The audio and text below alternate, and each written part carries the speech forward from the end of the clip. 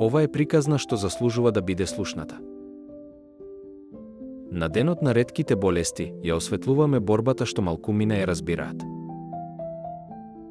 Ова е Елајџа, повеќе од диагноза, искрена добрина и смеа.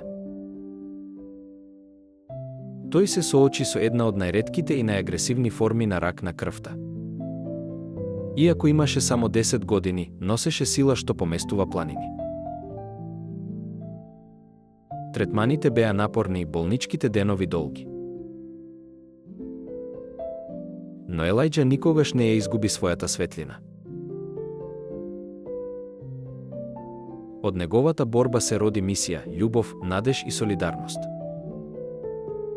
Прегрнете некого денес. Не сте сами. Во секоја преградка живее надеж. Заедно за ретките.